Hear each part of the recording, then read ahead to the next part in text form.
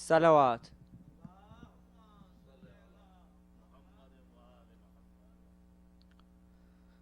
أعوذ بالله من الشيطان الرجيم. بسم الله الرحمن الرحيم.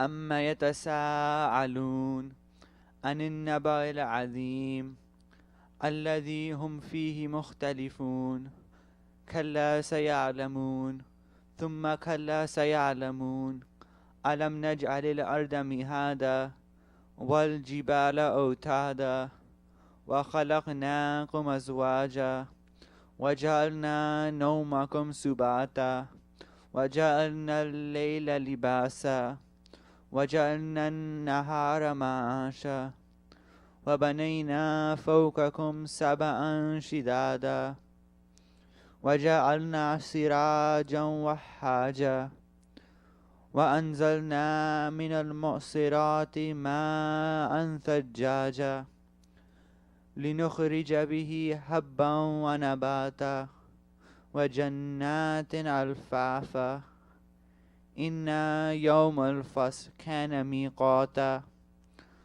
يوم ينفخ في السور فتأتون أفواجا وفتحت السماء فكانت أبوابا وسيرت الجبال فكانت سرابا إن جهنم كانت مرصادا للطاغين مآبا لابثين فيها أحقابا لا يذوقون فيها بردا ولا شرابا إلا حميما وغساقا جزاء وفاقا إنهم كانوا لا يرجون حسابا وكذبوا بآياتنا كذابا وكل شيء أحصيناه كتابا فذوقوا فلن نزيدكم إلا عذابا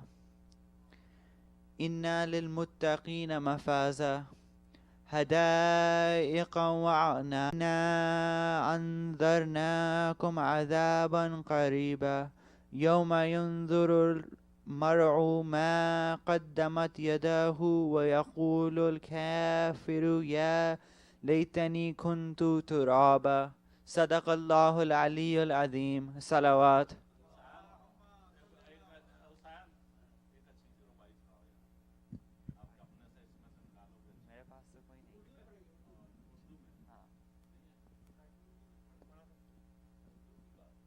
I'd like to invite Maulana Syed Haider AlQazwini to the mimbar with a very loud Nare Salat.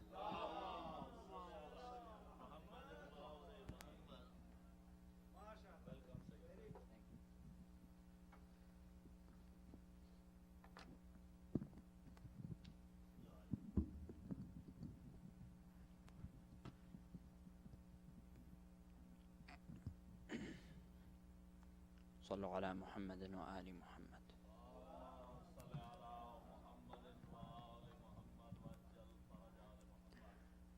أعوذ بالله من الشيطان الرجيم. بسم الله الرحمن الرحيم. والصلاة والسلام على أشرف الأنبياء وسيد المرسلين سيدنا ونبينا وحبيب قلوبنا أبي القاسم المصطفى محمد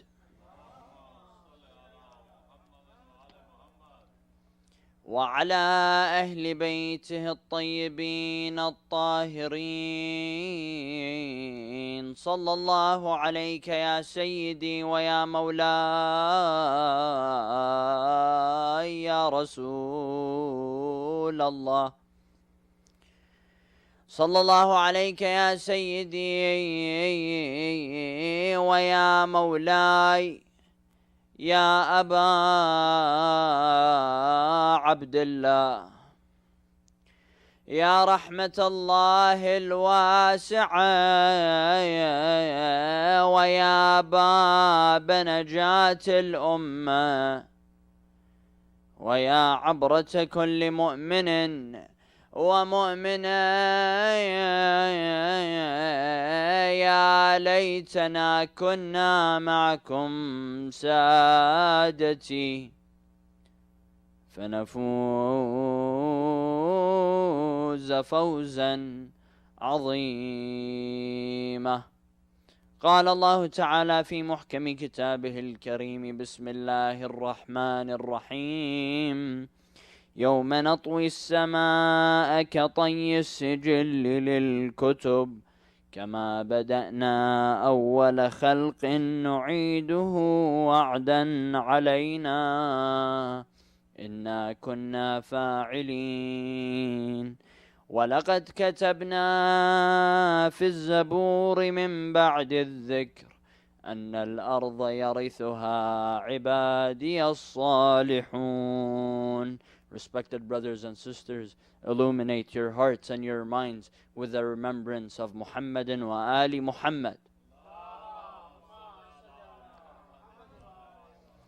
A second one for the love of Maulana Abi Abdullah al-Hussein.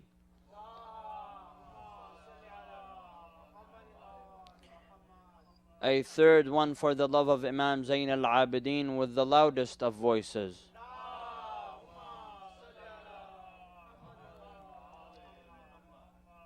Allah subhanahu wa ta'ala created men and women from Adam and Eve. Allah subhanahu wa ta'ala created moons, stars, plants, planets, and He created this earth, and He created animals.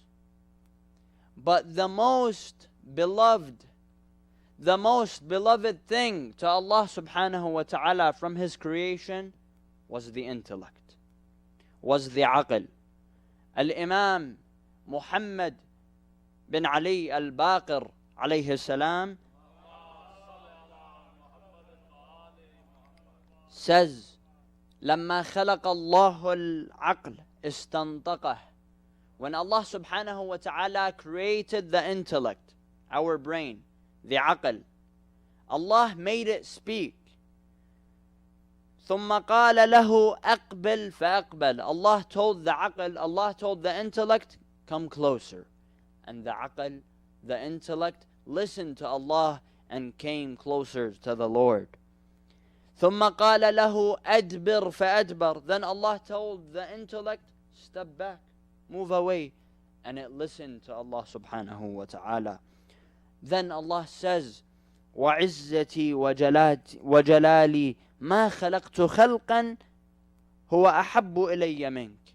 And by my majesty, by my honor, I have not created any creature, any creation most beloved than you, O intellect.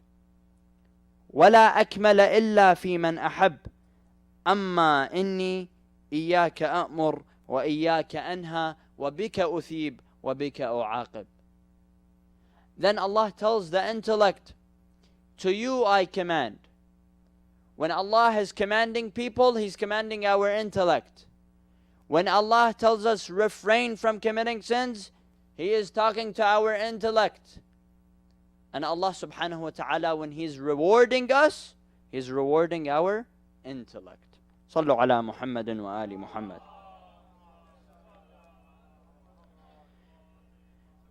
We all know Allah subhanahu wa ta'ala, from the day that He created Adam and placed the intellect in him, Allah subhanahu wa ta'ala ordered the angels to prostrate to Adam, to do sujood to Adam.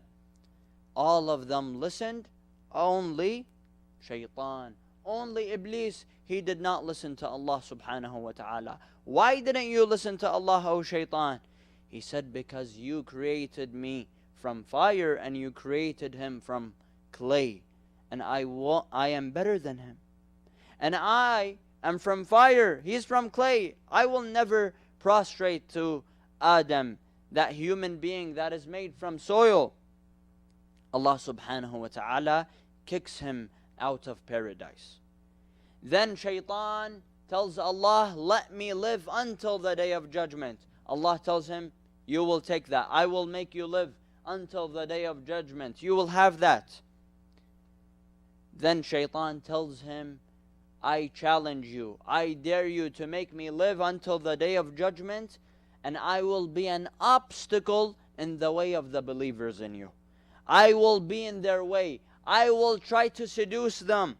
Allah says in the Holy Quran, قَالَ إِنَّكَ مِنَ الْمُنظَرِينَ. Allah tells him, sure, you will stay until the day of judgment.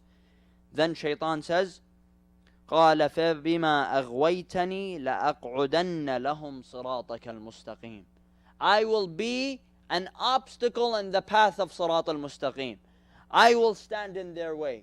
They want to worship, but I will seduce them. They want to perform siyam, they want to fast, they want to pray, but I will be in their way. I will try to stop them. Allah subhanahu wa ta'ala tells him, you will have that.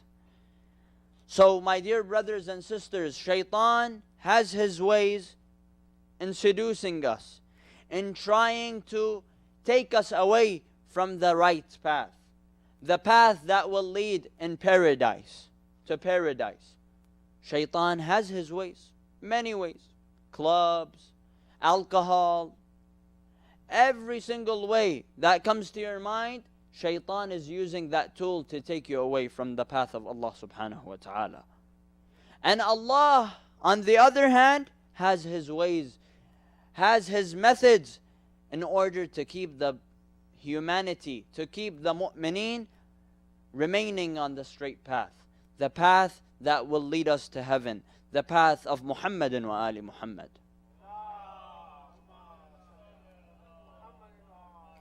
Allah subhanahu wa ta'ala sends messengers. We have 124,000 prophets. Allah subhanahu wa ta'ala sent them to guide us, to educate us, to lead us to heaven, to take us to heaven. And Allah subhanahu wa ta'ala, just like He sent prophets, prophets end. Khalas, there was no more prophets after Prophet Muhammad. But after Prophet Muhammad, Allah subhanahu wa ta'ala assigned imams, assigned Ali ibn Abi Talib, He assigned Al-Imam Al-Hasan, He assigned Imam Al-Husayn, and the rest of the imams until Imam Al-Mahdi عجل الله تعالى فرجه. Allah subhanahu wa ta'ala has His ways. Just like Shaitan has his ways to seduce people, Allah has His ways to educate people and keep them on the straight path. And Allah, just like He sent messengers and He assigned imams and leaders to guide us, Allah protects them. Allah keeps them alive. Just like Allah subhanahu wa ta'ala protected Prophet Muhammad in the battle of Badr, in the battle of Uhud. Just like Imam Ali was alive in the battle of Badr, Uhud, Khandaq, Allah subhanahu wa ta'ala protected the and He sees people, He tries to get to the Black Stone, he can't, it's too crowded. He sees one young man, easily manages to get to the Black Stone. He knows who he is, but he doesn't want to mention that it is Imam Zayn al-Abidin. He says, who is that young man? Who is that young kid?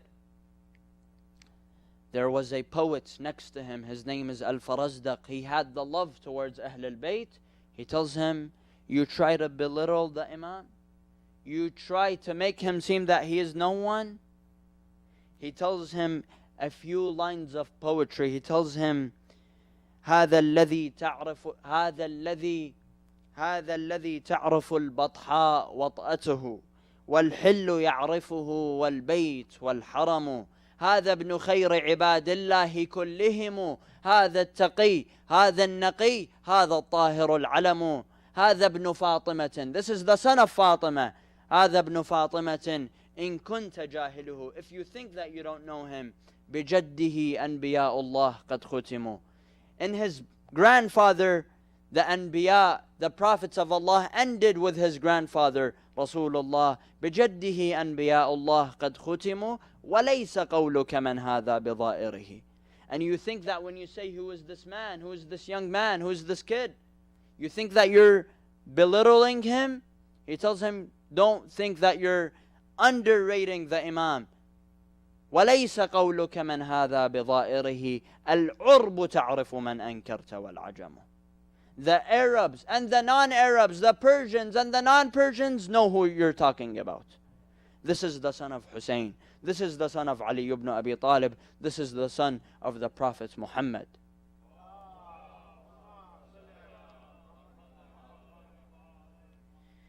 Imam Zayn al-Abidin was raised in the house of his father, Al-Imam al-Hussein alayhi salam. His role model, his teacher, his mentor was Imam al-Hussein, his father. What kind of an Imam? What kind of a teacher? What kind of a mentor? When you look at his lifestyle, when you look at his daily routine, you find nothing but beauty. Imam Zayn al-Abidin was attached to his father. He used to always go out with his father, walk with his father. Imam Zayn al-Abidin after the event of Ashura.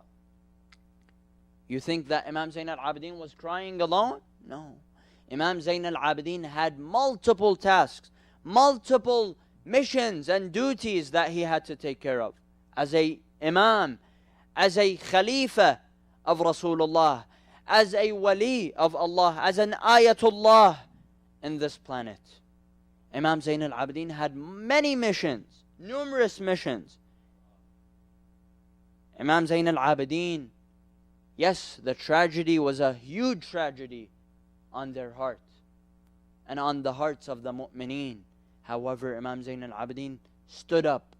Imam Zayn al-Abidin remained standing in the face of Yazid, remained standing in the face of Ubaidullah bin Ziyad. He didn't let that tragedy weaken him and let him sit down at home and just crying all day long. Imam Zayn al-Abidin was facing the enemies of Allah and the enemies of Muhammad and wa Ali Muhammad.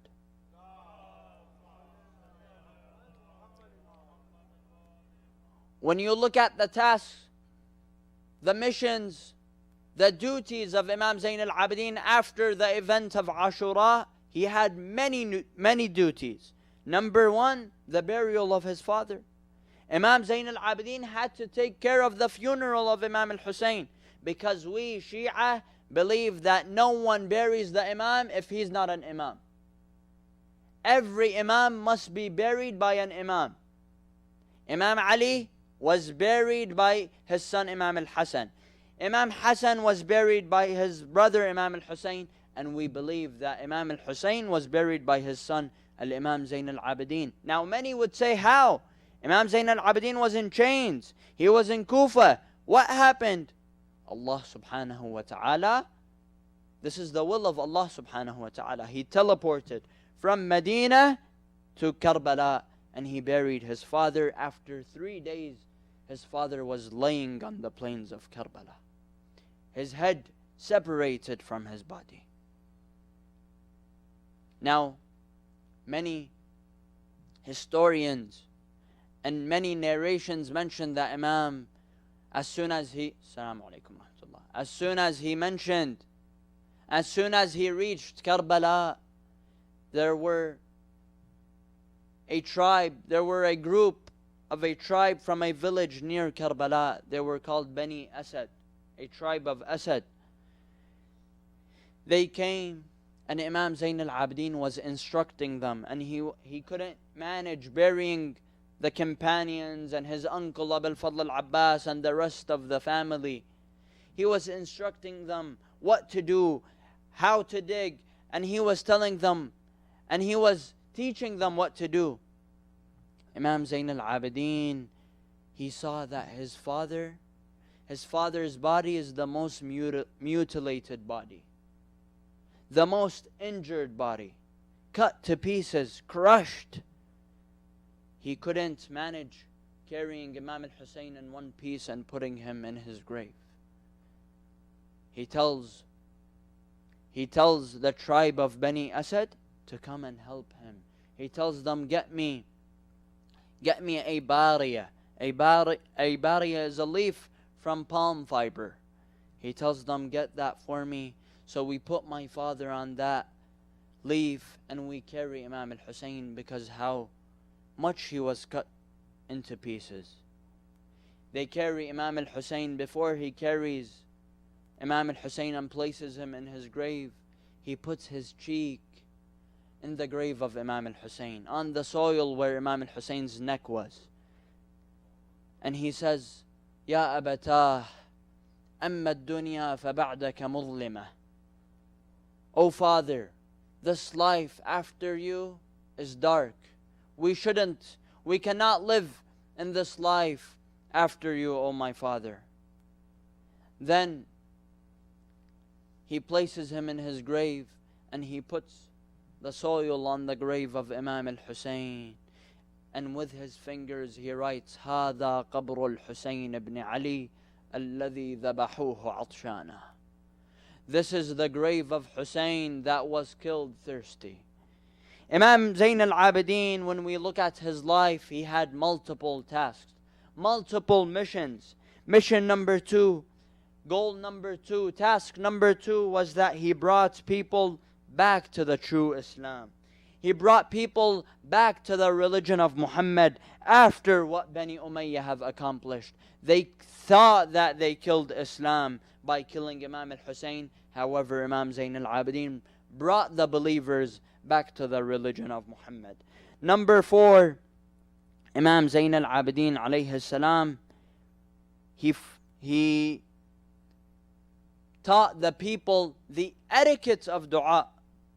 When we read dua Abu Hamza al-Thamali, especially during the nights of Ramadan, Imam Zayn al-Abidin, such beautiful words said by our Imam Zayn al-Abidin, teaching us the etiquette of how we can ask Allah a normal question.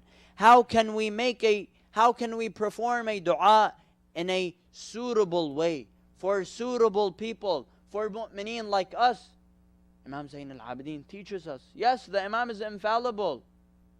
Yes, the Imams did not commit any sins.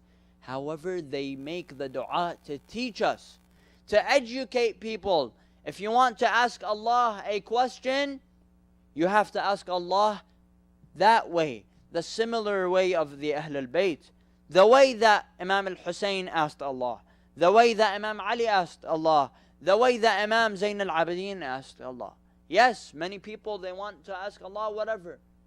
Try your best to use the same dua of the Ahl al-Bayt, because that dua will be accepted. This is the Ahl al-Bayt, and this is Imam Zayn al-Abidin. One day, his companion Imam Zayn al-Abidin sees Imam in Masjid al-Haram next to the Kaaba. In the middle of the night, he's looking at the skies and he says, إلهي غارت نجوم سماواتك وغلقت الملوك أبوابها وبابك مفتوح للسائلين. Oh Allah, right now it's in the middle of the night. Right now everyone has closed their doors. The kings has closed their doors. Every person closed their door right now, except the door of Allah is open right now. It is open to everyone.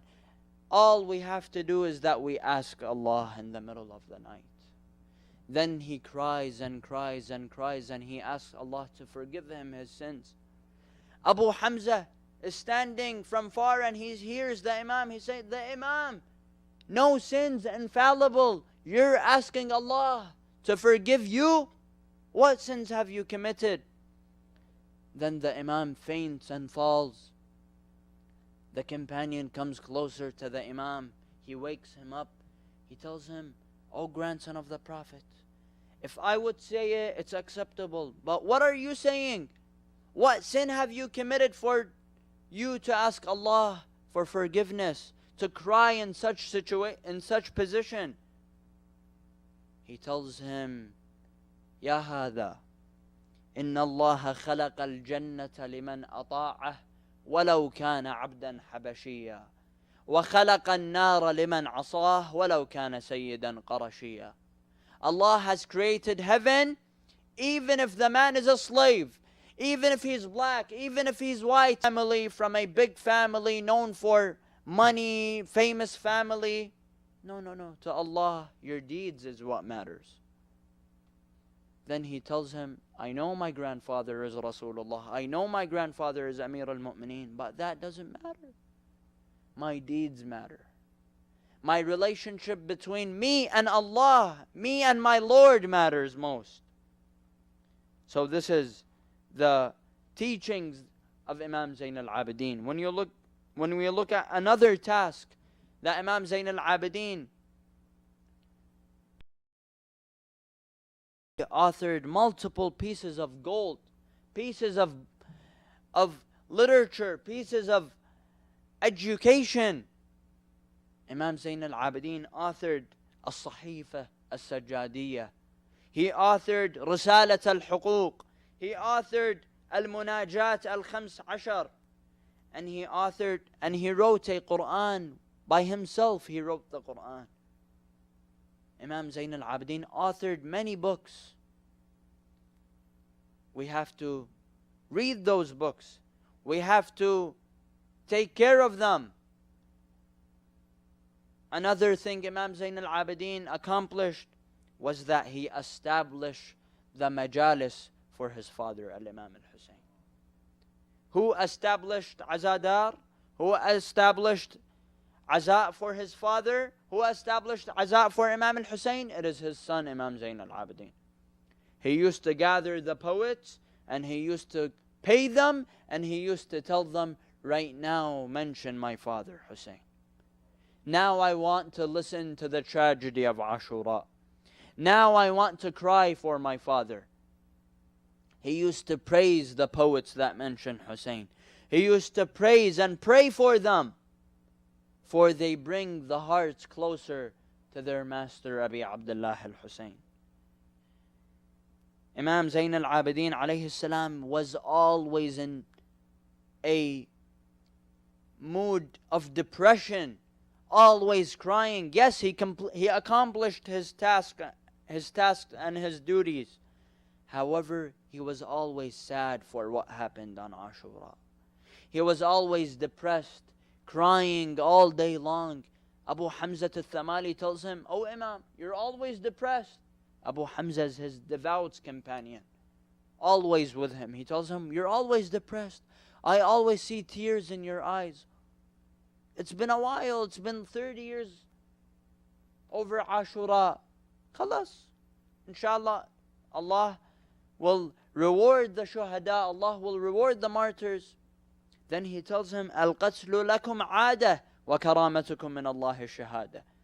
Death and killing and murder is normal for you. You're used to it. Every imam gets killed.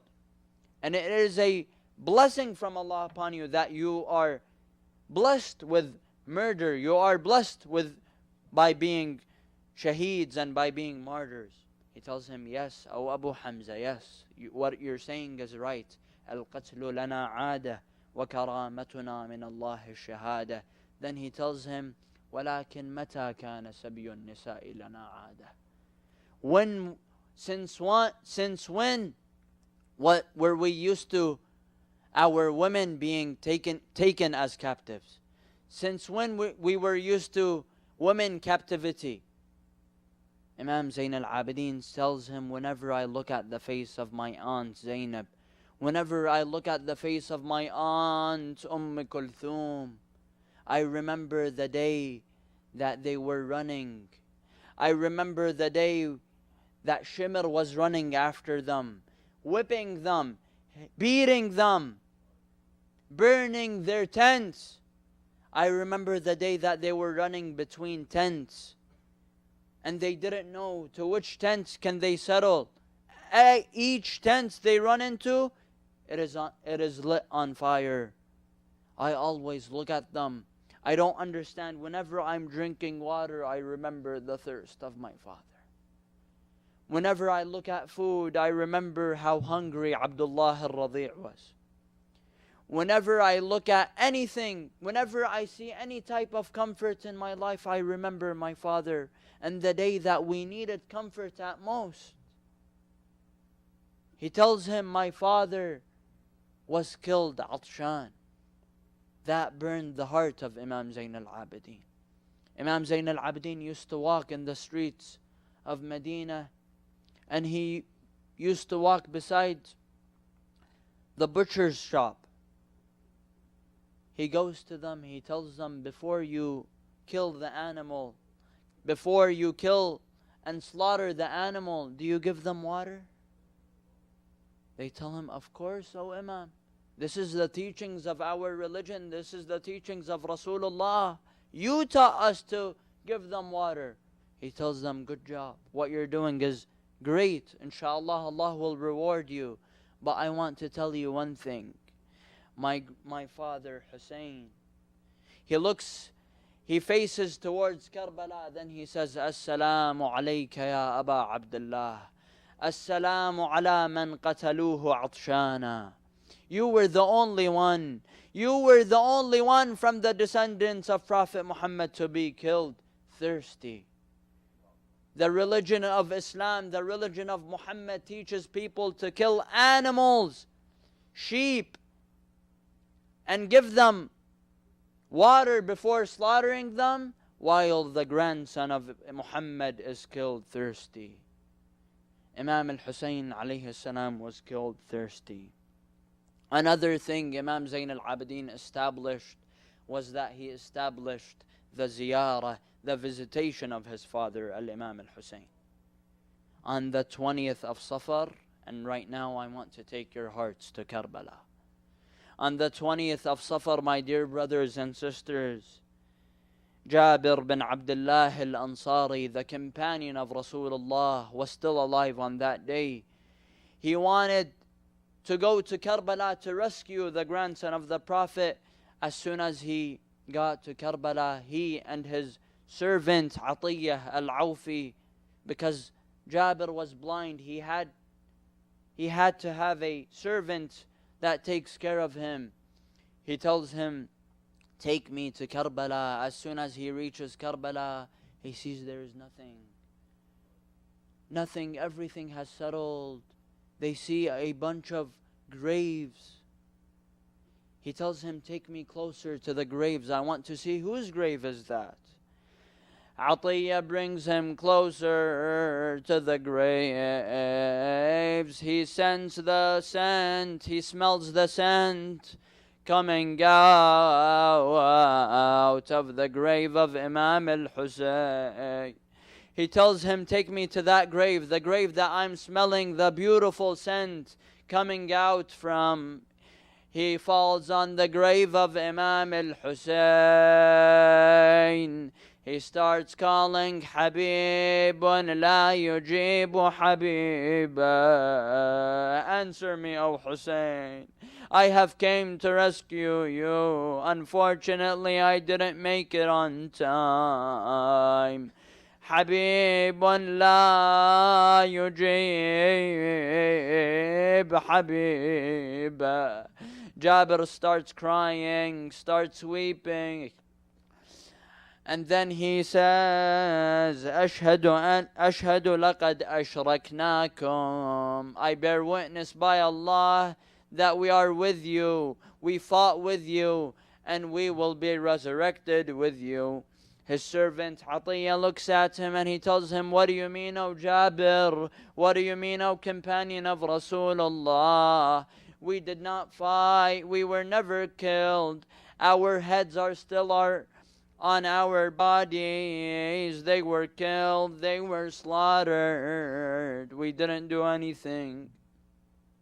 Jabir tells him, I have heard a hadith, a narration from Rasulullah, from Habibi Rasulullah, when he said, من أحب قوما أشرك معهم حشر معهم ومن أحب عمل قوم أشرك في عملهم. Rasulullah said, he who loves a community, he who loves a group, he will be resurrected with them. And he who loves the action, the act of a group, he will be as if he committed and he did the same thing. and I bear witness that I love Hussein. We from here, from Albany, we love Hussein too. May Allah resurrect us with Imam al-Hussein. He said, I love Hussein and I love what he did and what he fought for. Oh Allah, resurrect me with the grandson of Rasulullah. While Jabir is on the grave of Imam al-Hussein crying and weeping,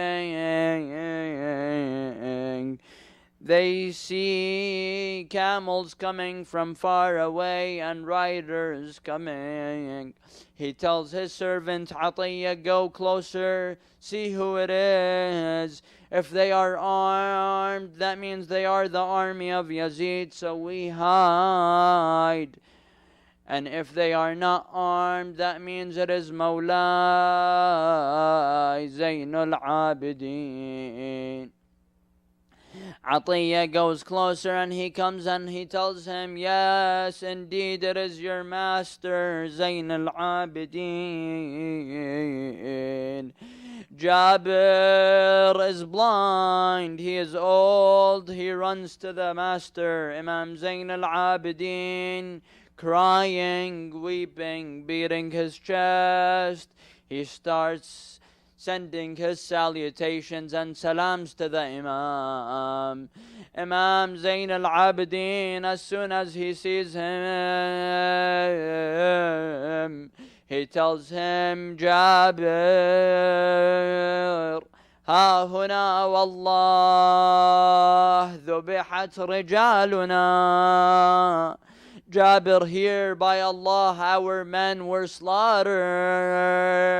Oh Jabir, ها هنا والله قتلت أطفالنا.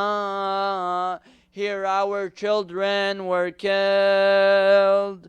أي جابر ها هنا والله سبيت نساؤنا. Oh Jabir, here our women were taken as captives. Now my dear brothers and sisters, what was Sayyida Zainab doing at that moment? Sayyida Zainab was used to always seeing the head of her brother Hussein on the spears. And now she has to bid him farewell. Now it is time to say goodbye to her brother Hussein. نسألك اللهم وندعوك باسمك العظيم الأعظم الأعز الأجل الأكرم يا الله يا الله يا الله يا الله يا الله يا الله يا الله يا الله يا الله يا الله يا أسرع الحاسبين ويا أرحم الراحمين ويا أحكم الحاكمين ويا غياث المستغيثين.